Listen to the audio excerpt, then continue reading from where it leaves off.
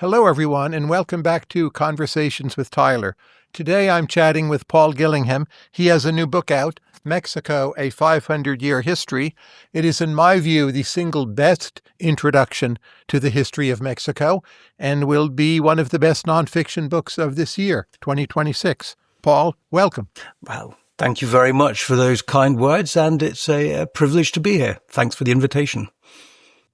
Now, after independence in 1821, why did not the rest of Mexico fragment the way Central America did a few years later, where it splits off from the Mexican Empire?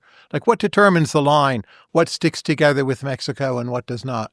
That's a very good question, because it's one of the things that really makes Mexico stand out in that period, those histories, is that after independence, the rest of the Americas, you get a series of superstates. And so you get Gran Colombia, which is most of the Andes, and going across what's now Venezuela. You get the United Provinces of the Rio Plate. And these are huge and very difficult to conceive of superstates, and they fail within a decade. And elsewhere, you look at other post-colonial states, thinking particularly of India, within a couple of years, you fragmented and failed. Mexico doesn't. Mexico actually stands up, with the exceptions you put of Central America, which is formally part of it, in fact, but leaves within short order. And so it's one of these questions what Alvaro Enrique calls the miracle that Mexico exists. And to explain it is a paradox. To make a try at it, I think that there is a common theme in Mexican history, which runs across most of those 5 centuries, which is a remarkable degree of hands-off government. It's imposed. Mexico has a lot of mountains. It's very difficult to rule from any central pole. And so savvy governments, or governments with no choice, which are quite often the same thing, are very hands-off. Federalism is built into Mexico's soul, and I think that's one of the reasons from early on Mexico actually outpunches the rest of the Americas in terms of sticking together as a territorial unit. Now, as you know, in the early 19th century, there are rebellions in Yucatán, the caste wars, but Yucatán does not split off from Mexico.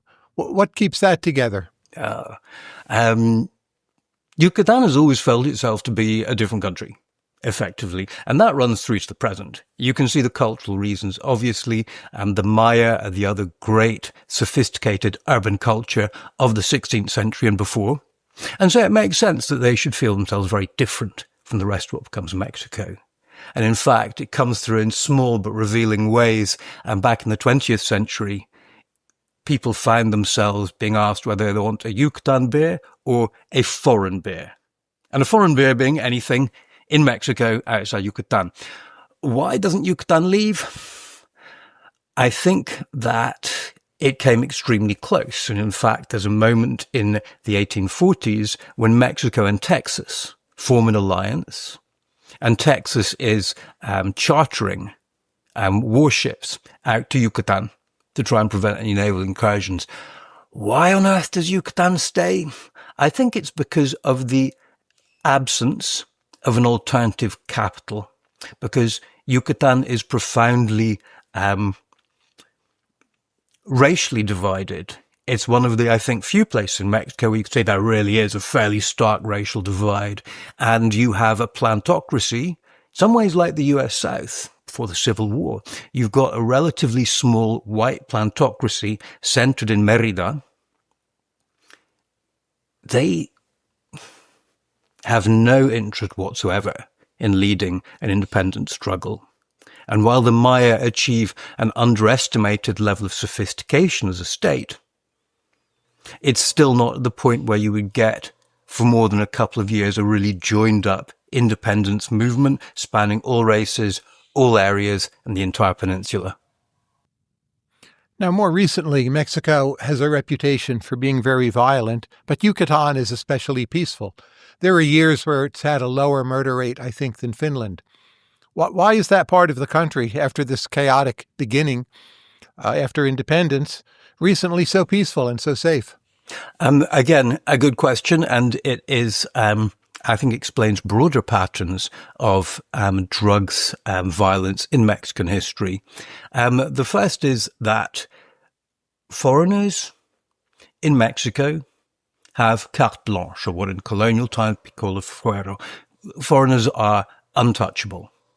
And because much of Yucatán, the Yucatán economy, centers on tourism, the Riviera Maya, Cozumel, etc., there's an awful lot in these key populated coastal strips of foreigners.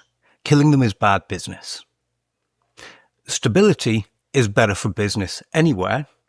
In Yucatán, there's more of an imperative for that. So that's one.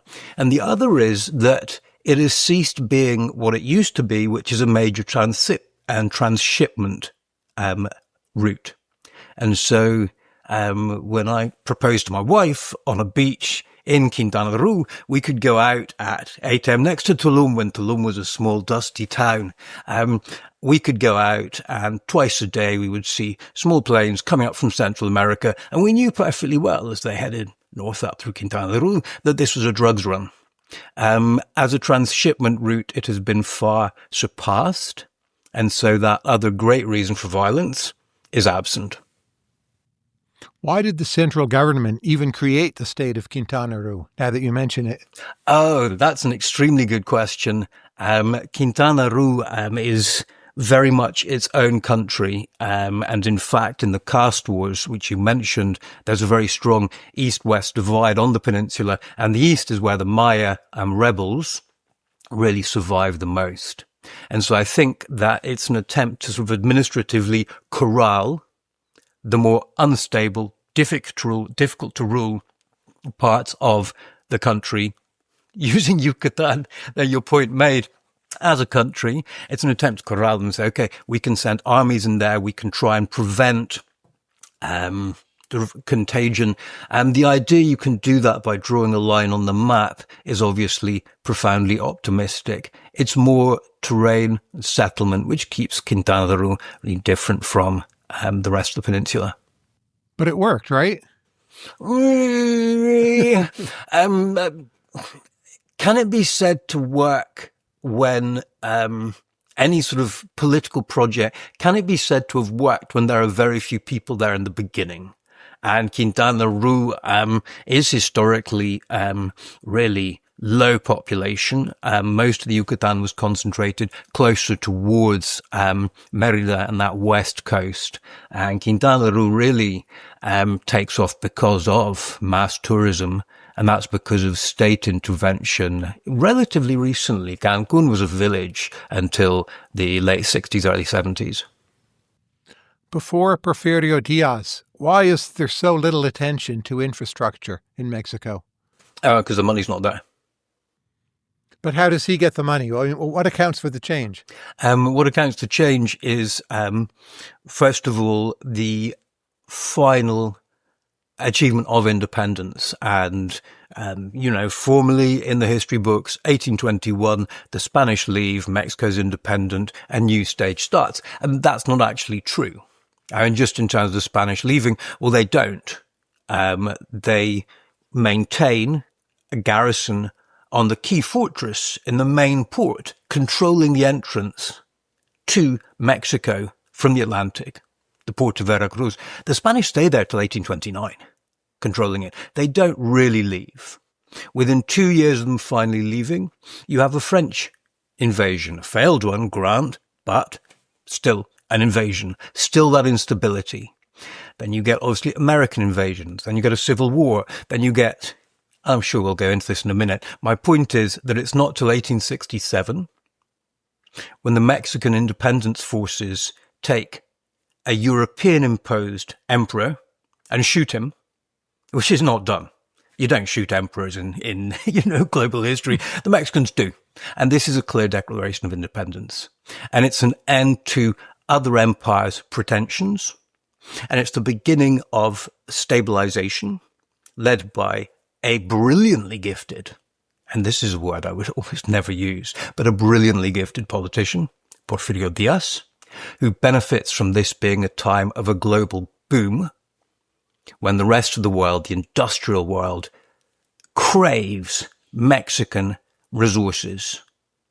And Diaz is very savvy to ride that into a new era where Mexico becomes sort of the epitome of a successful, what used to be called developing nation. And it's with that you get the infrastructure. And you have Diaz, you have Juarez, the other very important 19th century leader, and they're both from the state of Oaxaca. Is that coincidence? It's only 2 data points, or does that tell us something?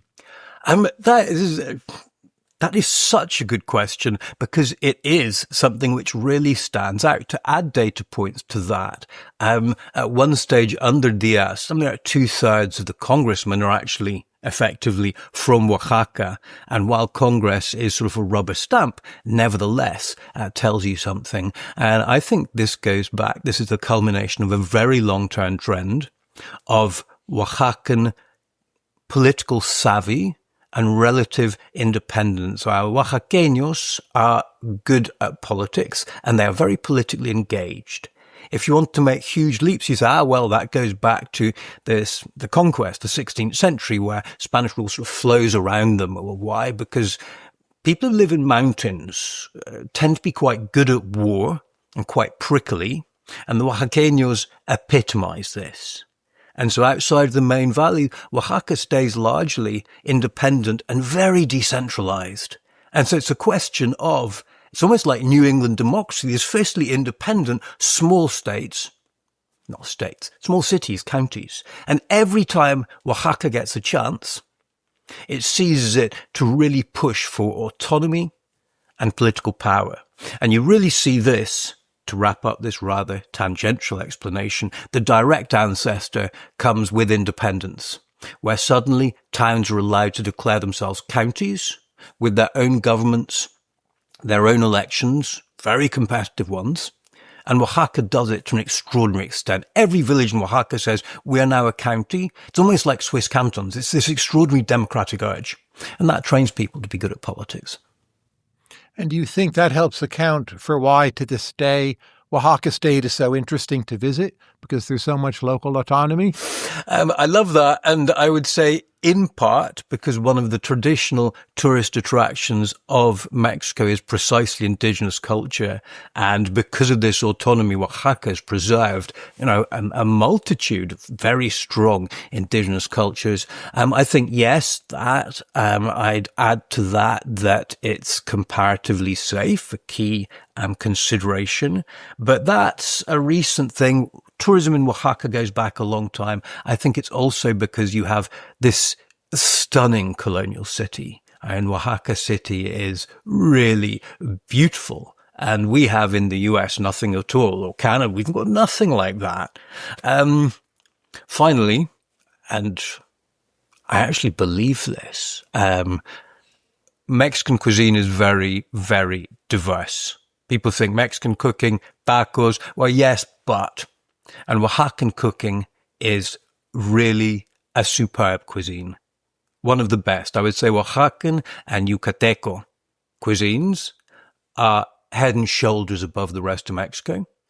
And so I don't know how much that draws. Well, I do actually. There's quite a lot of sort of culinary tourism, which tends to be rich tourism in Oaxaca these days. And so I think that's another draw.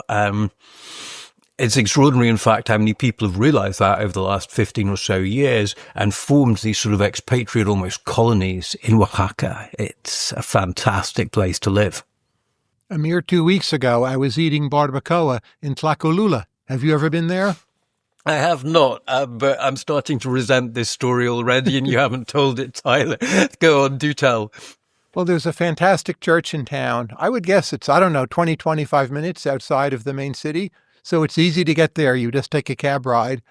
We asked our cab driver, taxista, where's the best barbecue in a nearby pueblo? And that's where he took us. It was unbelievable. First of all, very good strategy. The best meal I had in Yucatan by a country mile was about half an hour outside Mérida, and it was the same thing. Asked the local taxi driver, come on, if you want a really good meal, where would you go? And he said, it's a bit of a drive. And you think, okay, I can see perverse incentive, not in my question.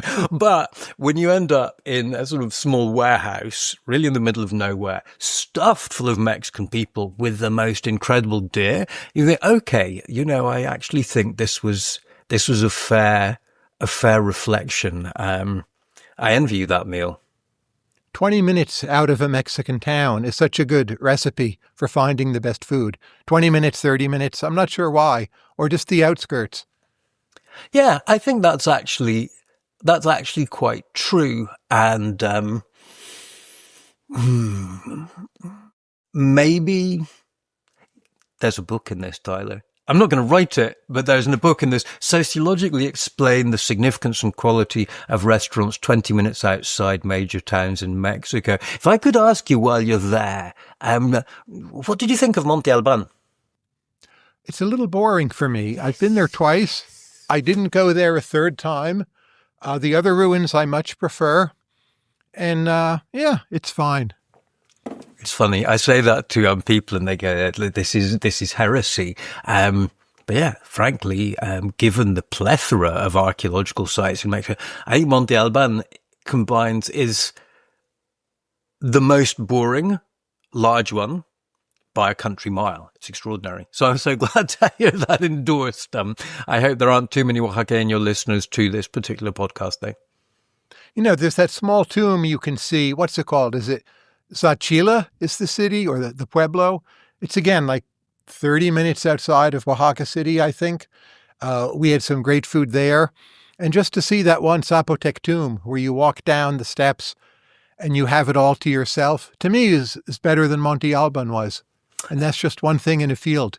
That's the way Coba used to be, Yucatán, and Xochicalco in Morelos, which they've really, and I'm glad about this, they've really expanded in the last 20 years. The dig, the sort of tourism potential. So they should have, because it's stunning. Now, if we look to the early 20th century, it seems there's some number of key leaders from the state of Coahuila. Is that coincidence? No. There's Madero, there's Carranza. Why does that happen? Coahuila is one of the states which benefits enormously from this global boom of the turn of the century, which translates into the US drawing investment and resources in a sort of unprecedented way. I think that it's taking half of British global investment at that time. And resources are desperately needed. The obvious thing in Coahuila is copper mines, but you're on the border, and Coahuila has a geography which stretches everything from arid mining territory through to really, really rich irrigated lands.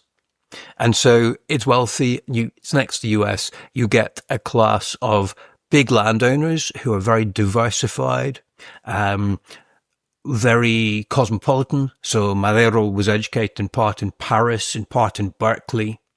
And they look southwards and think this is a slightly sclerotic dictatorship.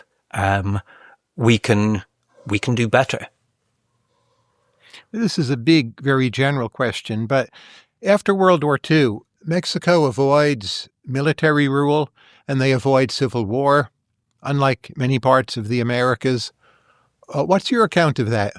Well, my account of that, first of all, that's a major paradox, which really lay behind the subject of my doctorate and my last book. How do you account for the fact that Mexico has a revolution, first of all, one of the great revolutions, which lays down radical prescriptions for equality, which are then traduced by one of the most unequal economies in the Americas? So you've got talking the revolution, you've got massive enduring inequality, and yet you have this, as you point out, abnormal peace going back to 1929 with regular elections like clockwork every 6 years. Every 6 years there's a peaceful transfer of power. There is never any even imagination of a January the 6th moment there. And to make another comparison, there's after 1929 no assassination. Whereas obviously here, JFK, RFK, MLK, there's sort of almost alphabet soup of assassination of leaders, of progressive leaders. As you look at this and try and make it add up, it's extremely difficult. And I think it's in part because the inequality misses some of the benefits for the rapidly growing urban populations, which range from superb, dirt cheap subsidized cinema to low housing rates to healthcare. Mexican healthcare, given its income band, is very, very good. So just looking at Gini coefficients for either income or wealth doesn't tell the entire story of what Mexicans get out of the revolution. And the final thing is precisely those elections. Because this is a one-party state and the elections are rigged. No question. All the way until the last decade, really, the national elections are rigged. But the local ones are not. Well, yes, they are actually. But any group of people who feel strongly enough, like, say, Oaxaqueños, about their local autonomy, about ruling themselves, can make enough of a fuss about it that through the mechanism of election, backed up by riot, they can actually get their people in. And so there is this unconventional but effective route to popular representation, which at times outpunches the British, because in the British system, candidates just get imposed from the party. The party says local candidate X will run for election in Surrey, and that's it. Democracy's finished. Mexico's not like that. And I think that's something that helps temper this radical inequality in qualitative terms, this apparent national, sort of what the people call soft dictatorship.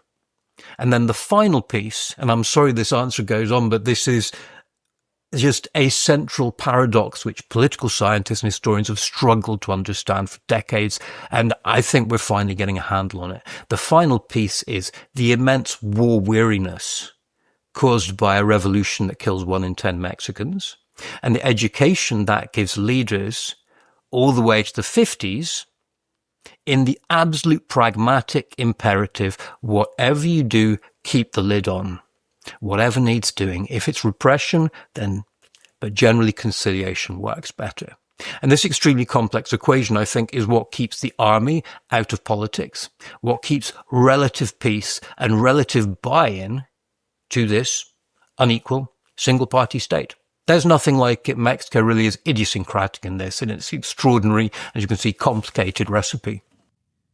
And right before World War II, the Cárdenas regime redistributes a lot of the cultivatable land. How does that fit into your story? That fits into my story it's always good to say a work in Trinity. So I'm going to say in 3 ways, but then reserve the right to say a 4th. The first is that one of the key reasons for the Mexican Revolution is land. Mexico is a strongly rural country with strong traditions of this autonomy, small freeholding or collective landowning in indigenous areas.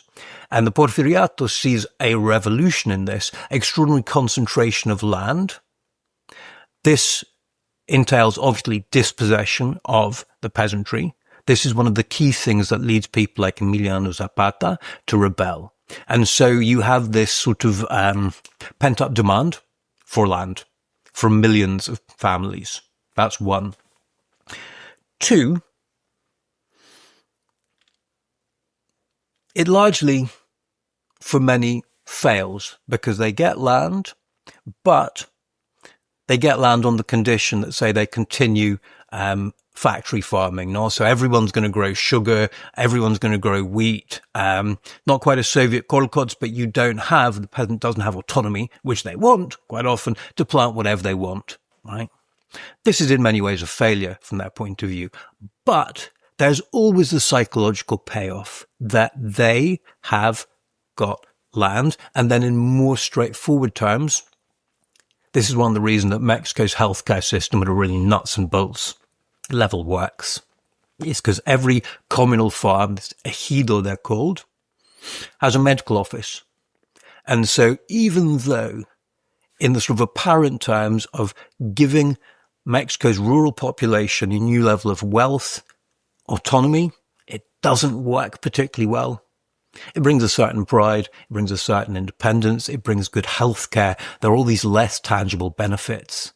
There's nothing like it in the Americas, and it's one of the key reasons, I think, that, again, the countryside stays largely quiescent while it is stripped of resources in the 60 years after Cárdenas leaves office.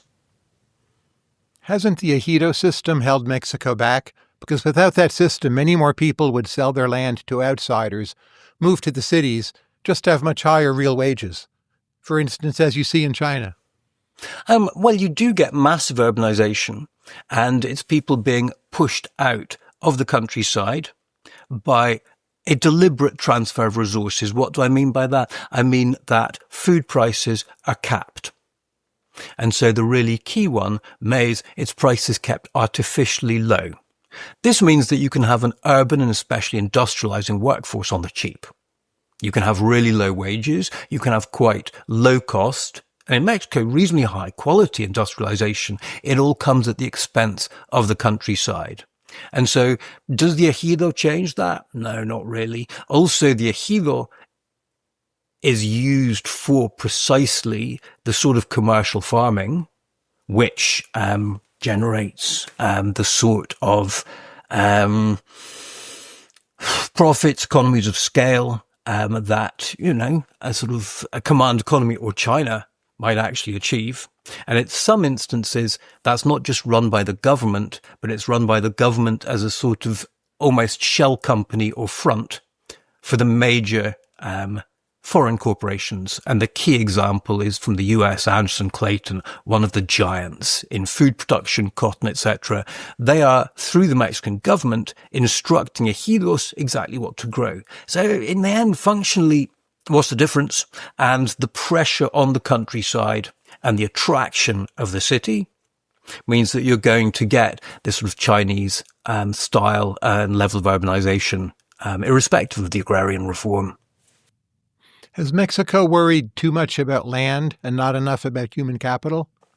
No, I don't think so. But say you look at Lebanese migrants, right? They don't obsess over accumulating land. They have high human capital. They've done very, very well under the same regime. You could say that the same about the Lebanese globally. I mean, you want Sure. a great diaspora merchants. You think Armenia, you think Lebanon. And so I think they bring that. I don't think, look at how much land there is in Lebanon. The Bekaa Valley is tiny. You can drive up and down it in about 3 hours. If you're feeling quite brave on any given day. And so I don't think you're absolutely right. Land is not a Lebanese aim. In Mexico, as a very strongly peasant economy, peasant society until 1960s, really, they want what every peasant sort of globally wants before you get rapid economic change, which is what they call subsistence autonomy. And what does that mean? I want the guarantee that I can grow enough food to get my family through the next harvest cycle. And you can see the logic to that. That's actually a more conservative and stable economic structure than relying on commercial food purchase when your own income is low and unstable. What I'm trying to say is it makes very good sense. Does the cargo system, which is common in Mexican pueblos, does it make any sense? Is it sustainable? Yeah, I think it is. Talking about human capital, I think that the cargo system actually, through its distribution of social capital, brings a lot of talented people to actually make the strange swap. I mean, the cargo system whereby you and an indigenous zone assume political office with absolutely zero payoff and at quite considerable cost in terms of cash and time, it makes sense because it brings the sort of brightest and best into office over and over again. This is when it works. Okay? This is a very broad generalization. The only real downside is a gerontocracy. And when you look around our political system, it's quite clear that gerontocracy isn't limited to societies which work the cargo system. But say I'm a leader, a commissario. I have to pay for part of the fireworks, part of the beer. Isn't my incentive as a talented person to minimize local state capacity rather than really having everything develop? Now that's a good question. I would say no, actually, and that generally cargo holders work as intermediaries with the state in the 20th century. And so by investing in fireworks, buying a share in a bull for a fiesta, and buying some pulque, whatever your local hooch is, and not just maintaining some stability, but doing it in part by bread and circuses, gives a level of control and local nuts and bolts sort of knowledge, which the central government then uses as part of this basic quest for stability. And with stability going all the way back to Porfiriato comes sort of development. And I think that this is a vast generalization. The cargo system has great flaws, but the reason it endures is it also has great strengths. But a lot of these villages, they seem quite dysfunctional. It seems not uncommon for, say, half of the grown men to be alcoholics, right? There's a major problem with imbalance. The men leave, the women have to stay. They're abandoned, or they can't marry, or there's no one to support the kid. Wouldn't the central government do better actually just trying to minimize involvement in the villages? Sorry, I don't understand the last part of that question. When you say minimizing involvement, do you mean just stepping back and letting villages get on with whatever their sort of collective goals are? I didn't quite understand. Well, the village itself can make it hard to migrate because you cannot, in isolated fashion, sell your land to an outsider, right? Someone's willing to bid for it, but the whole village, in essence, has a veto on whether you can sell your land. Wages are much higher outside the village. Alcoholism is lower outside the villages, typically. So should the villages be subsidized, or in essence, should moving to the cities be subsidized in terms of the net effect of policy? I think that villages should be subsidized, and Mexican policymakers have realized that for a long time and done so. I think that land is no longer the question. Most people in villages, this depends very much where you go, but the reason half the men aren't there is precisely because they have migrated to work, whether it be migrating to cities, whether it be migrating to the north, and remittances are a key source. They are the lifeline for many villages, and that's the way it's been for nearly a century. And you get a certain amount of sort of small-scale cultivation, as always, of maize, tomatoes, squash, chilies, etc., your full sort of nutrient package. That's a small portion of what people are actually doing in villages, and that's increasingly uneconomic on a sort of market, local level. And this is why you get these sort of this outmigration that you talk about. It's not just male, it's also women. Ever since they set up maquiladoras, there's been huge outflow, the more entrepreneurial, to these factories on the border, tax-free zones to assemble US components. Alcoholism, what remains, the real economic stress with this huge outmigration of young people, expresses itself, as it does in a lot of people, with drinking, with, what's interesting though is not with drugs.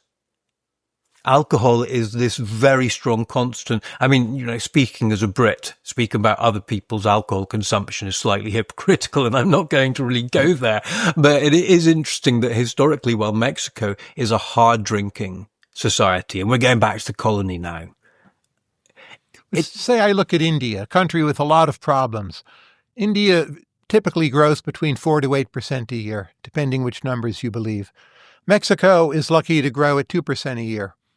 What accounts for the difference? Like, where is Mexico failing?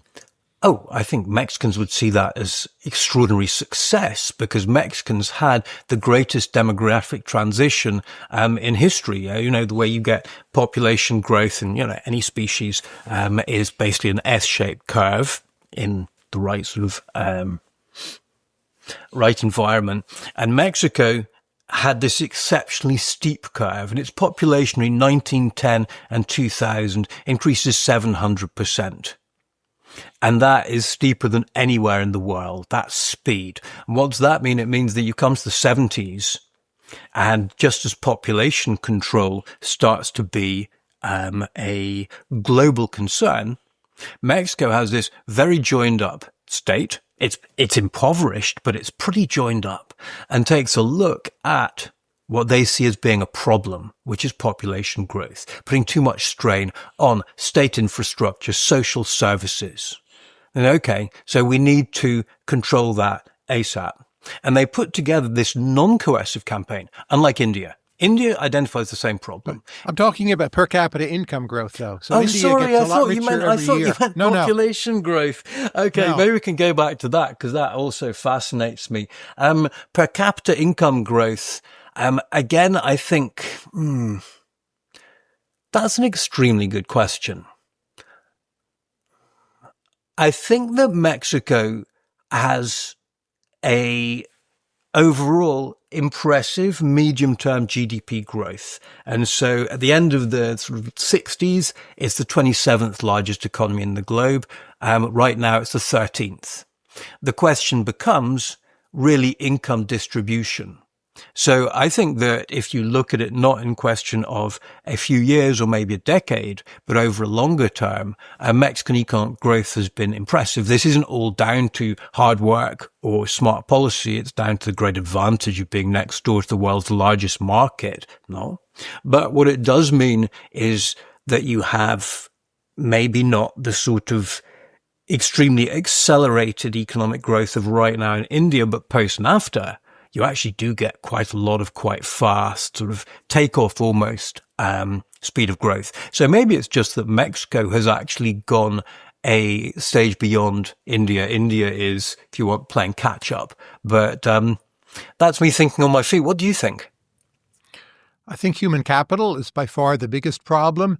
And then the slow rate at which small informal businesses are willing to enter the more heavily regulated sector. But Mexico has a lot of human capital. One of the reasons that this population control works is because you get far more people going through those critical first 3 years of primary school. Ideally, everyone goes through high school, no, but that's just not a global reality. And the key metric is how many people are you getting through 3 years of school, which teach you to read, write, and do rudimentary maths. And Mexico's record on that is far better than most middle-income comparatives. There's a really good study which says especially women far more get those first 3 years than precisely actually in India, Kenya, and Egypt. We're looking now at this phase of takeoff I'm talking about of the 70s and 80s. And so I think the human capital there is really there. A lot of Latin America has above average years of schooling for their income level, but pretty low test scores, pretty low performance at the top. Just for instance, that English, even getting by in conversation in Mexico, seems to be only about 7%. That to me is remarkably low, especially given how many of them migrate or wish to migrate. And I think education has failed Mexico, even though people, they show up at the building. The teachers often aren't good. Sometimes in the pueblos, they're not even there. I think that Mexicans would absolutely agree with you. And I would beg to differ, differ. The first thing I'd say is that since forever, a key skill in migrating has precisely been English acquisition. And again, this is kind of global. No, I mean, you get this everywhere. There's this realization, and migration selects the most entrepreneurial, the most dynamic generally. And so this sector goes to the US, either preps beforehand or else learns very quickly here. It's one of the reasons that they're economically so successful. Back in Mexico, 7% speaking English. Do you think by global comparatives that's low? For a neighbor, it's very, very low. And what percent of the Mexican population has lived in the U.S. at some point, right? It's got to be at least 10%, probably higher. So that to me is stunningly low.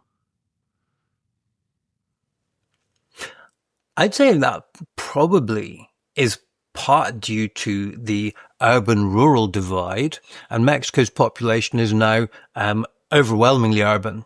It tips in 1960 for the first time. There's more city dwellers than country dwellers. There is a chasm between education in the countryside and education in the city. So I would be interested in those numbers if you disaggregated them down to towns of, I would say, 4,000 plus, and saw how that broke down, because my bet would be that you would have far higher globally comparative or even beyond rates in the cities, which, as you say, would make sense. You think, well, hold on a minute. You've got a country which invests by comparatives relatively well in education. You're a neighbor to the US.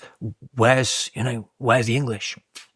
Good questions. As I say, I would disaggregate the data before taking home the idea that there is a massive failure in that specific sector of the education system. To return to population, why is the Mexican total fertility rate now below that of the United States? Much poorer country, right? One thinks of Latin America as having high fertility, but it doesn't anymore. What's happened there? This, again, is the product really of two things, which we've already been covering. And one is this really joined up, non-coercive population control of the 70s and 80s, which was a global model. Mexico hosted the global conference on this, I think twice or three times. It got a prize from the UN. And how could it do this compared to the rest of Latin America? Two things. First of all, by keeping Catholicism out of political life more than almost anywhere else. And so whereas you have priests inveighing against the evils of contraception, again, across most other Latin American societies, the revolution and the 19th century before it meant that Mexico has a unique degree of separation of church and state. As the church just doesn't say anything, as the government goes about aggressively pushing the pill, condoms, etc. Now, at this stage, the obvious question was, okay, well, hold on. So the church doesn't say anything. But on a micro level, inside families, conservative people used to, until the 70s, the total fertility rate was nearly 7 per family. And, traditionally having children, especially male children, is a symbol of success. And, economically, it used to be useful to have the spare hands and all. So what changes at a micro level goes back to education. Women who are educated have far more autonomy to say yes to contraception. And you see this really clearly in rates of uptake of the pill, which in the 60s goes through the roof as soon as it's available. And we've got surveys from hospitals, people are there, do you take the pill, yes or no? Yes, you do. And even in really conservative societies, there's a village which has been very studied, it's wonderful, called San Jose de Gracia in the highlands of Jalisco. And there, we've got this really good qualitative sort of micro study. I wouldn't just say, yes, actually, we don't want to have 6.7 children. Thank you very much. And so we will use contraception. And sorry to the men, you're just going to have to like that. And why is that? That globally correlates to primary education. And women's primary education, how many women for all the flaws are getting through the doors for those first 3 years? By the end of the 60s, it's 73%. Again, go global to what was then a band of middle-income countries. There's nothing like it. Now, most historians of Mexico, they're not British, and you are. Where were you from in Britain, and how do you think that's shaped how you read Mexican history? I think there's a small group of, I know there's a small group of British historians, and, they're rather good at what they do. My own story is actually not wholly British because I grew up in Ireland in the southwest in a county called Cork. And I was actually thinking I was supposed to give it. That's the accent you have, by the way. So I was confused. Yeah, no, it's a strange mix, isn't it? But this fellow has an Irish accent. Well, yeah, you've got a good ear. It's sort of a hybrid. Growing up in Cork, I was supposed to give a talk last month at the university there, and I was thinking, what can I say to link the two up? And truth is, what I've been talking about, this fierce local independence, local pride, identity. This is so Cork. I mean, Cork sees Absolutely. itself. And so I think land also. Oh, no, totally. And land, as you say, and hardship. Cork is one of the centres of the Great Hunger, the Great Famine of the 19th century. So there's that. But then I was educated in Britain, and I was lucky enough to come across the smartest historian I had ever met, a historian of the Revolution called Alan Knight. And I was deciding what I wanted to do with my sort of intellectual life. I met this person and thought, okay, that's what I'd like to do. And thanks to the Oxford system, I could spend one semester entire just working with him, just on the Mexican Revolution. And that changed everything. And then there's a flip answer, which is Mexico's weather is a lot better than England's. Now, when it comes to crime and violence, why is the state of Guerrero traditionally so tough, so violent, so difficult? Is it just mountains?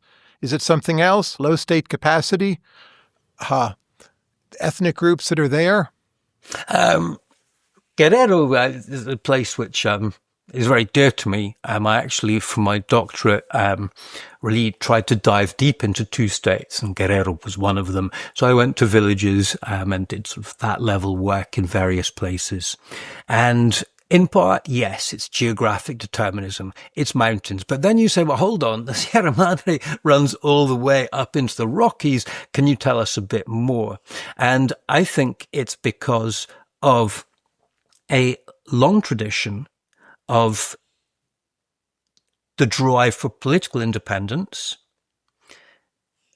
exacerbated in its intensity by a large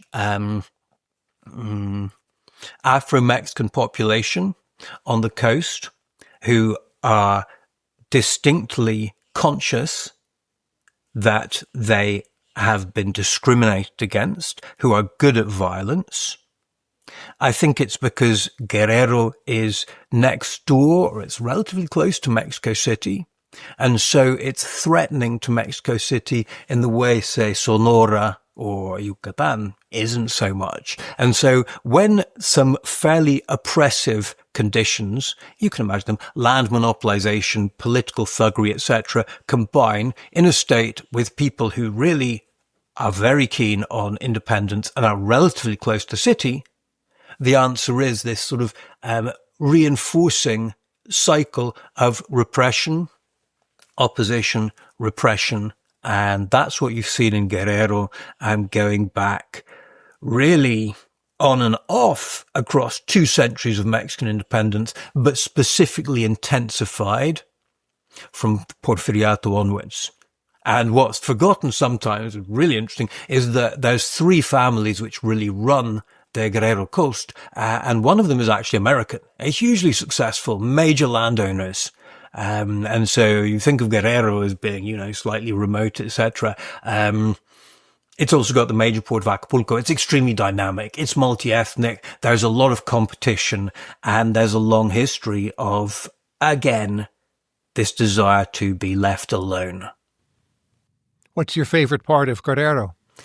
If you drive north at what's called the Costa Grande, so you go to Acapulco, you turn right, and you go up what's called the Costa Grande, and you get to tourist towns, Iguatanejo, Iztapa, and after about 4 hours of driving, you get to a place called Saladita, which is basically a restaurant with a surf break. And that and the village just about next door called Troncones. I spent a lot of very, very happy time there when I was a kid. So that's my favorite part. Did you spend any time in the Rio Balsas villages? No, I didn't. There was a couple of reasons. One of the key ones was that region was perceived as being extremely dangerous while I was there. And so there were horror stories like the Egyptian consul took a wrong turn. Instead of going along the coast, went up into that area and was sort of killed and dismembered, completely breaking the rule that foreigners are untouchable. And so, no, I didn't. And I wouldn't put it at the top of parts of Guerrero I would like to explore at length either. Why, have you been there? Yeah, I've spent a lot of time there. They're very beautiful. I used to go there to buy amates and pottery. Mm-hmm. The road in can be tricky, but they're very safe once you get there. Which period are we talking about with that? I was mostly there in the 90s and early 2000s. You and me safer both. Than today. You and me both, yeah. But then they were completely safe. No problems whatsoever. I think one of the roads like the Costa Grande where you were told, okay, between basically dawn and dusk, it's not too bad as a sort of roll of the dice, but from dusk to dawn, that would be foolish to travel. Lack of a guardrail would worry me as much as anything. But for Nahuatl-speaking villages, it's the best place to go in Mexico, I think, that I know of. There and I would say the northern Sierra of Puebla is also strong concentrations, but was that just for the off the beaten track fascination, or was there a specific reason which took you there? I ended up writing a book about it, but mostly for art collecting. And, you know, one comes to have friends in these places, as I'm sure you have too. Yes. And you want to visit them, and they regard you as a kind of family or compadre, whatever you'd call it. Well, I'm glad I wasn't more rude about it then than I was already. Well, it's a tough place. Your living standard once you arrive is extremely low. Yeah. The place I spent longest in is a village in the north called Ixcatiopan, about hour and a half drive, at least back then, out of Taxco, where a lot of people go, sort of Silver City. And Ixcatiopan was about 1,500 people then, really very poor, and one sort of cafe on the main square and virtually very, very little else. And I ended up like a feeble foreigner going with sort of a little camping stove and many, many cans of Campbell's soup and tuna fish and saltines. That's those parts of the countryside. Then you had endemic threats to your stomach. Now, 30 years ago, I did not think that Michoacán would end up so violent, and yet it has. What's the story in that state? First of all, me neither. The story in that state is a combination of production and transshipment. For transshipment, you've got the port of Lázaro Cárdenas, which is a huge port. There is a total white elephant. It was built in the 70s. As a way of sort of honoring the great revolutionary leader, Cárdenas. It was not connected ever to anything really. So you've got this fantastic infrastructure from both coastal but also trans-Pacific trade. So it's a very good place to bring in precursors, and fentanyl more recently, precursors for meth. So that's part of the transshipment. It's also that whole Pacific coast, obviously, is a major transshipment zone. There's also the production. Methamphetamine was large recently, but in the highlands also heroin, sort of poppy and marijuana. You've got the avocado industry, huge prize for extortion, which is increasingly many drug trading organizations, principal or major part of their portfolio, and avocado farmers and lime farmers are great to extort. And then finally, we come back to one of my favorite themes, mountains.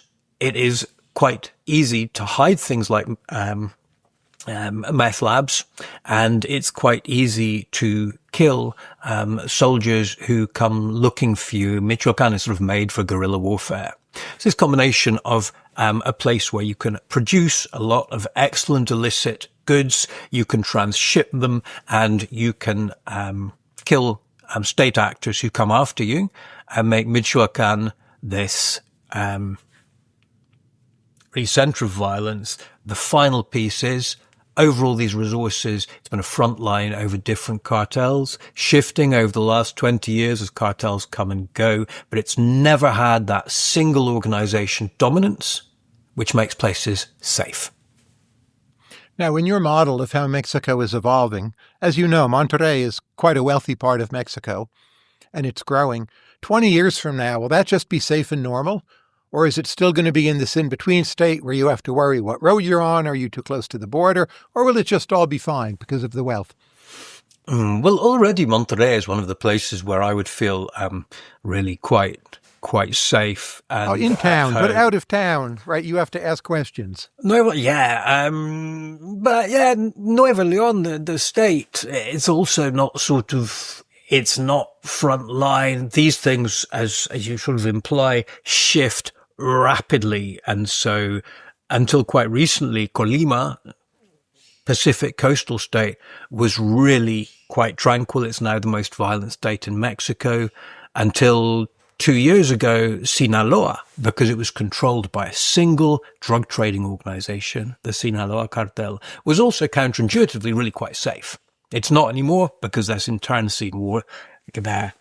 Monterrey, I think it's very bad business to have a war over drugs in somewhere which doesn't grow them, somewhere which isn't important to transshipment, and somewhere where there are such fantastic possibilities of extortion, middle and small income businesses. And so I would already be quite happy around Nuevo León, and I would predict, because of those structural factors, nothing to grow, little to transship, that it will, and the wealth you point out, it will continue thus. And in 20 years, I would hope with an even greater sense of security in the countryside around it.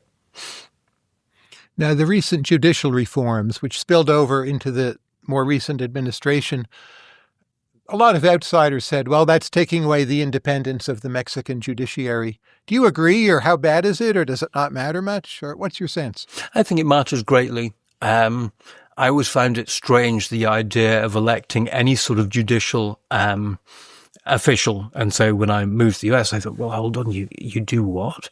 The idea of electing judges is a really poor idea, I think, in Mexico, because of the interest of local drug trading organizations in having sympathetic judges. And it's a lot lower cost to get them elected than to threaten them. Judges are people who it's generally a bad idea to kill. The state doesn't like it. Happens really regularly, but still quite a high-risk strategy as opposed to just having them in your pocket.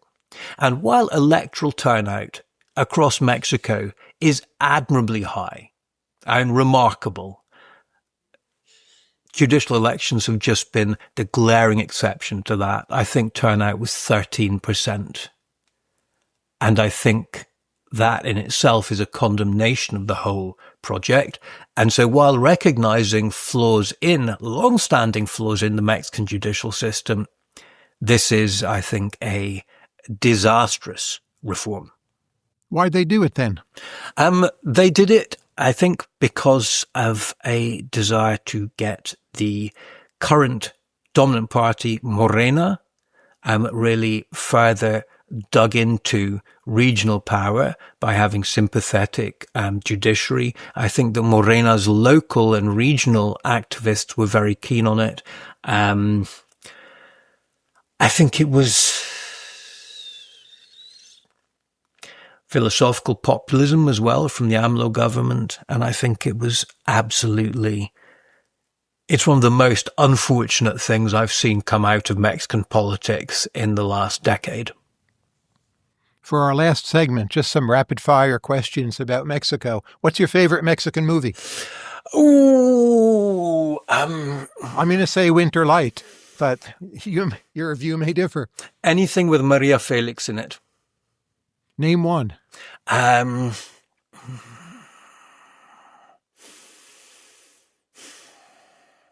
Doña Barbara, superb. I'd also say, though, more recently, Y tu mamá también. That's a great film. It's difficult to stop laughing at. And Three Burials of Melquiades Estrada I like very much. I think that's the black, dark humor there is profoundly Mexican. I think that's one of the reasons why that the British can really appreciate Mexico, is we've got a similarly dark sense of humor. Now, Howard Stern was famously rude about Mexican music. What in it do you like best? I like the fact that they do superb girly pop. That's a terrible, right? But they have really good, from the last 20 years, women singers who are extremely intelligent, tuneful, dynamic, varied. I'm thinking specifically of Julieta Venegas and Natalia Lafourcade.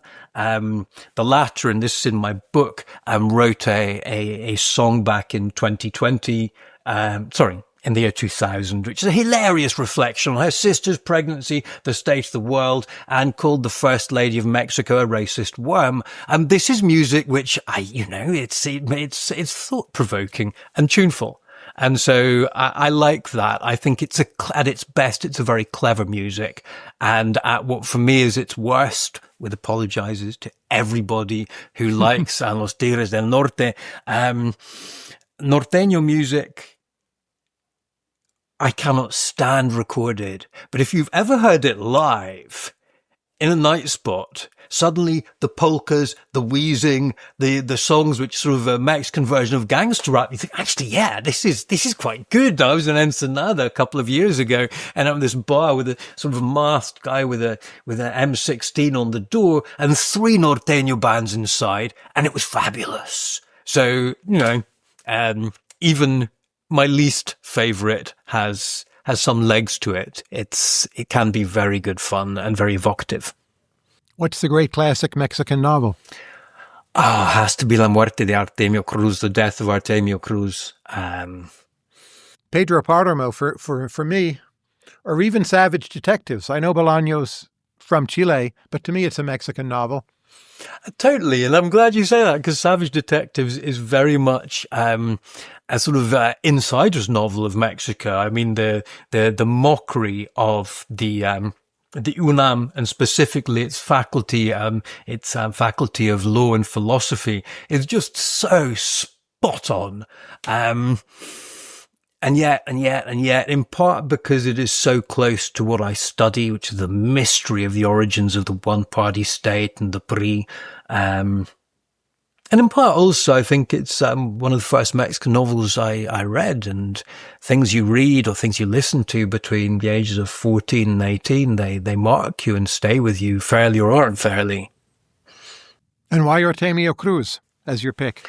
Artemio Cruz, because of the real human complexity of it. So it's the story of a young revolutionary who manages through violence, luck, business smarts, extortion to move from being from very poor beginnings to being a major Mexican mogul. And the story skips between his life in sort of decadent old age, and he's made it, but in a classic sort of the hollowness of wealth standard. He's made it, but in human terms, he's totally emptied. And then the beginning, the story, if he got there. I find it so moving, so tragic, and so deeply evocative of the Mexico I read about, the Mexico I study. I say, if I'd read it 10 years later, who knows? And if I'd read it last year, I might actually be ranking it below the recent novels of Alvaro Enrique, who 2 novels really stick out. One is like a modern Muerte de Artemio Cruz. It's called Decencia, which anybody who sort of likes Mexican humor, likes Mexico City, will just get. And the other is Your Empires Have Been Dreams in English, which is a retelling of the conquest as this glorified heist by a bunch of fortunate thugs, which I think most historians would agree with, and has some twists in it which are stunning. And Alvaro, of course, has the advantage of he actually reads quite a lot of history. So when he writes history, the details are there, and you find yourself nodding, oh, yeah, can believe that. So Ezra Klein is a big fan of the Conquest book. I think, well, it did very well. And I can see why. It was clever. It was complex. It was provocative, and it had a killer twist to it. What's not to like? Now, let's say an educated person comes to you. They live in the United States, and they have 2 weeks to spend, and they want to learn Mexico, but put aside Mexico City and put aside the ruins. They want to learn Mexico proper. Where do you send them? What's the ideal Mexico trip? Okay. I'm thinking ideal in terms of educational, not necessarily. Yes, but it should be fun and interesting too. Okay. Right? So I would send them across the border in California, in Tijuana. I would then tell them to fly to, I think, probably Zacatecas, because the sort of Baroque splendor of Mexico is not captured anywhere with the same intensity. I mean, this was the center of the sort of, not financial, the wealth producing world. It had the biggest mine in the world under the colony. That translated into this absolutely, I mean, just, it's beyond words. Architecture, it's stunning. You get buildings. There's a style called the Churrigueresque where every inch is carved with extraordinary detail. So I think Tijuana, Zacatecas. And from Zacatecas, I'd go to a town called Aguascalientes. And I would make sure to go there during the annual feria, which is notable for two things, apart from the fact that it's a great week-long party. And one is you get some of the best bullfights in Mexico, and two is this is one of the very few times when gambling is legal temporarily there. When you combine that, again, it's a pretty colonial town, and I'd make sure and go and see their symphony orchestra, which is superb, Argentine conductor. From Aguascalientes, I think I'd take a plane and go to, I'm trying to do maths now, 3 days in each place. So I had 9 days, 2 more cities. I would go to Jalapa in Veracruz precisely because it's particularly untouristed for its quality as a city, and the surroundings are beautiful sort of temperate climate. And then the final one is really cramming things in. I'd hope to have a private jet on this or else a driver. I would go to San Cristobal Las Casas, the colonial capital of Chiapas. Great trip. Last 2 questions. First, what's the best Mexican restaurant in or near Chicago? In or near Chicago, I'm not sure, for the simple reason my family is actually based in New York. And so when I go out for dinner, it's usually in New York. And so near New York then? So, now that's great because I just found a place. East Harlem or where? No, it's downtown. It's called Santo Loco, and it's a taqueria, which is exceptional. And in case you find that to be inverse snobbery, I would say that underneath the taqueria, there's a hidden, quite smart restaurant. It's almost a sort of speakeasy restaurant. Both of them are superb, and I intend spending a lot of time in both of them. So that's my answer for New York. Get to Santo Loco and have their, 2 of their, you have to try 2. One is their mushroom taco, which is a revelation, and the other is their carnitas. Yes. For the last question, just to plug your book again, Mexico, A 500-Year History. Everyone should buy and read it. Finally, last question. What is it you will do next? I'm writing a book which is a prehistory of money laundering. And it's based on a document I found in the British Foreign Office, which is a query from a director of the great bullion dealers, Johnson Matthey. And it says, I've just been in touch with a person on a steamship lying off in the Channel Islands who has £5 million worth of illicit Mexican government silver on board. I'd like to buy it, pennies on the pound. What would your advice be? And the first bit of advice is check that the silver actually exists and don't tell the Mexican government. I would like to know what happened next at that end, because I think I know at the Mexican end where it came from and how it got onto the ship in New York Harbor. So I'm hoping to reconstruct, using Mexican, American, there's FBI involvement, and British archives as much as I can, the path of this silver in this decade, the first great decade of money laundering, which is the 1920s. Paul Gillingham, thank you very much. Tyler, it's been a pleasure. Thank you for the invitation.